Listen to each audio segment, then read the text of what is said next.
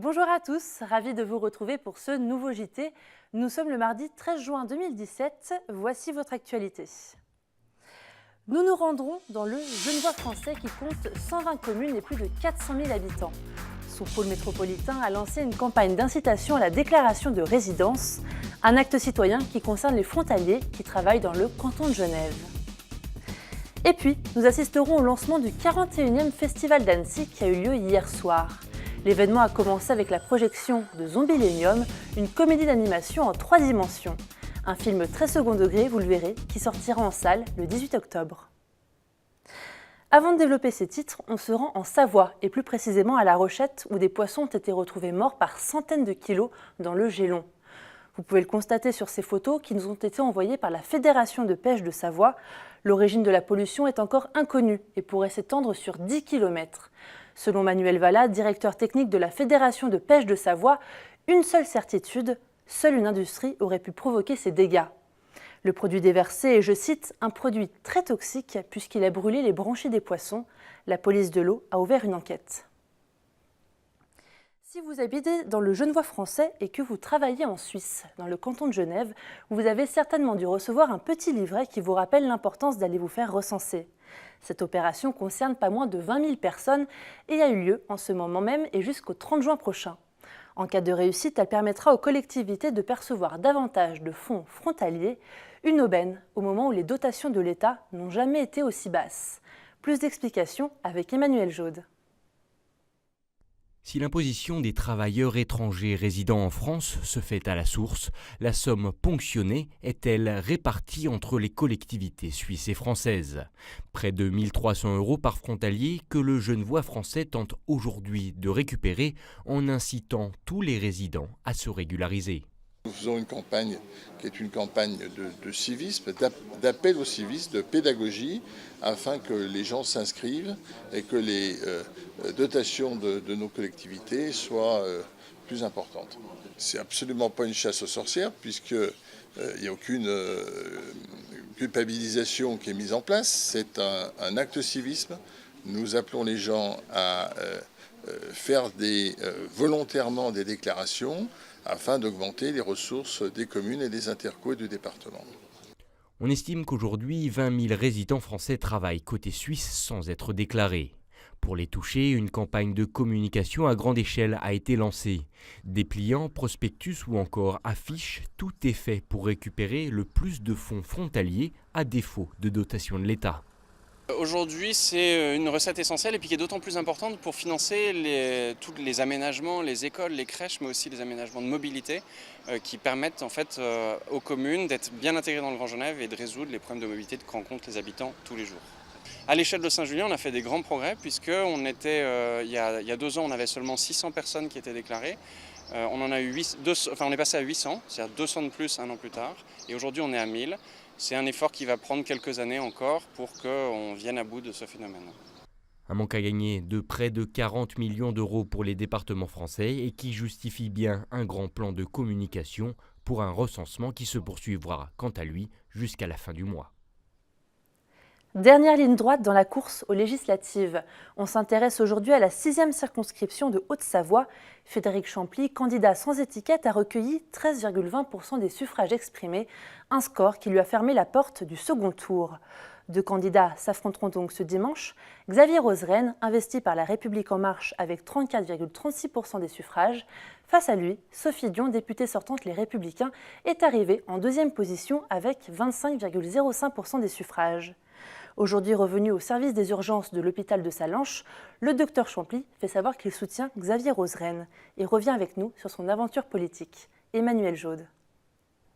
Effectivement, M. Roseraine, qui est dans le parti En Marche, qui travaille avec M. Hulot, est le plus apte à apporter ce problème, à mon avis. Ouais. C'est pas une consigne de vote. Vous savez, les électeurs appartiennent jamais aux gens pour qui ils votent. Donc non, je ne dis pas c'est une consigne de vote. J'explique pourquoi moi je le fais. Moi, dimanche, je vais me déplacer, je vais aller voter M. Roseraine, parce que je pense qu'il a la dynamique, les appuis, et puis le parti qui est le plus apte à apporter des réponses concrètes à notre problématique. Donc moi, c'est ce que je vais faire. Moi, je tombe dans cette aventure il y a 3 mois, je suis appelé par 2000 personnes. Forcément, je me suis pris au jeu, forcément, j'ai voulu gagner, forcément, j'aurais été très fier de représenter la circonscription à l'Assemblée nationale. Après, je ne suis pas un homme politique, j'ai jamais eu de mandat, j'ai jamais vraiment envisagé. Je suis un homme de conviction et de projet, donc si j'avais été élu, j'aurais assumé avec plaisir et je pense que j'aurais agi.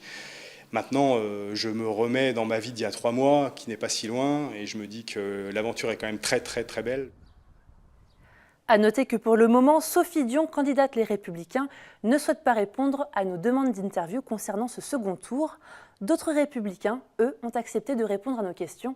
Hier soir à Mété, certains représentants du parti se sont donné rendez-vous. On a pu y apercevoir entre autres des candidats toujours en course, Lionel Tardy, Annabelle André-Laurent et son suppléant Bernard Accoyer. Ce dernier a invité Xavier Bertrand, président des Hauts-de-France et ancien ministre. L'objectif était de remotiver les troupes dans un contexte défavorable pour la droite. On écoute Annabelle André-Laurent, Bernard Accoyer et Xavier Bertrand au micro de Guillaume Lesquer. Et maintenant ? Écoutez, je pense qu'il faut essayer de mobiliser les électeurs. On l'a entendu, plus de 50% des électeurs ne se sont pas mobilisés pour aller voter dimanche. Ça va être compliqué, mais il faut mobiliser, il faut continuer à avancer, il faut rester unis et dignes. Et puis communiquer, expliquer que le programme d'En Marche et des Républicains et de l'UDI est totalement différent. C'est une élection difficile, on le sait bien. Pourquoi ? Parce qu'on a beaucoup de nos électeurs qui ne sont pas allés voter au premier tour des élections législatives. Pas leur en vouloir, ils ont leur raison. Ils en veulent aussi beaucoup, aux dirigeants, qu'on ait perdu cette élection présidentielle.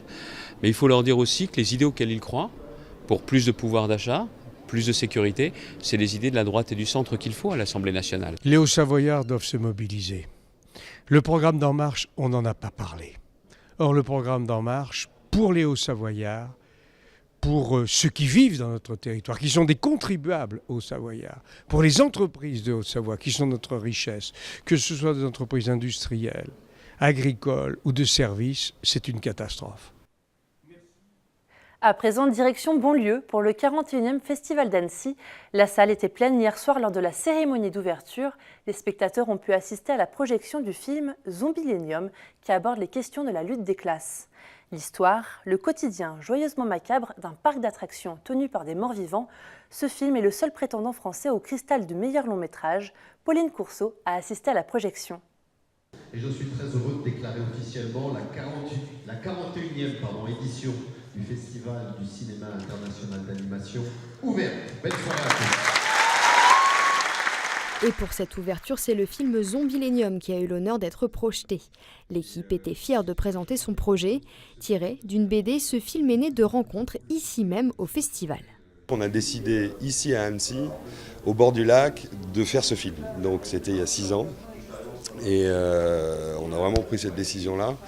Et ensuite, on a fait tout un parcours à Annecy et on a fait le recrutement de toutes les équipes, une partie des équipes en tout cas, de la société 2 minutes, de Pipangai, de Dreamwall, qui ont fait leur séance de recrutement ici dans le cadre du Festival d'Annecy. Zombilénium, c'est l'histoire d'un parc d'attractions qui emploie des morts-vivants pour effrayer les visiteurs.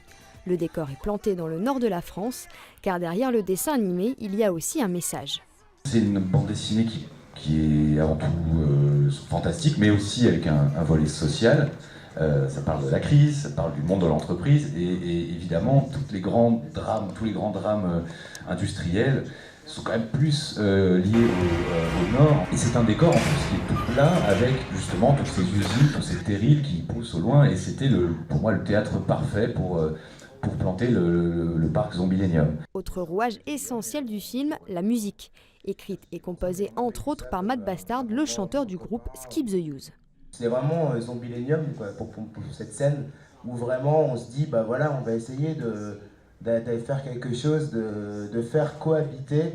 C'est ça que j'aime aussi dans le film et c'est ce qu'on a essayé de faire aussi dans la musique, faire cohabiter 2 univers qui n'ont rien à faire ensemble. Pour finir, l'équipe du film s'est prêtée au jeu des dédicaces. Zombilénium est également en compétition dans ce festival. Verdict samedi pour savoir si le film de zombies aura fait frémir le jury. Pour rappel, ce film sortira en salle le 18 octobre prochain. Hier, le festival était lancé et aujourd'hui, c'est le marché international du film d'animation qui a ouvert ses portes. Pour cette occasion, de nombreux élus français et chinois étaient présents. Ils ont rencontré les différents professionnels sur les stands. 530 exposants étaient présents et plus de 68 pays étaient représentés. Ce marché est l'un des plus importants au monde en ce qui concerne l'animation et ses ventes. Il sera ouvert jusqu'à ce vendredi. Et pour aller jusqu'à la fin de ce journal, quelques images d'une course qui a eu lieu ce samedi à Courchevel. Il s'agit de la Red Bull 400, la course réputée pour être la plus raide au monde. Au programme, 400 mètres à parcourir, 36 degrés de pente, 185 mètres de dénivelé positif, le tout à une altitude de 1300 mètres. C'est ce qui attendait 650 coureurs, on peut les voir sur ces images en train de gravir ce tremplin. Merci à vous d'avoir suivi ce journal. Demain, c'est Fanette de Buisson que vous retrouverez pour un nouveau JT, un JT spécial depuis les coulisses du festival d'animation. Tout de suite, place à Cénomag et puis retrouvez tous nos programmes sur notre site internet 8montblanc.fr. Passez une très belle soirée.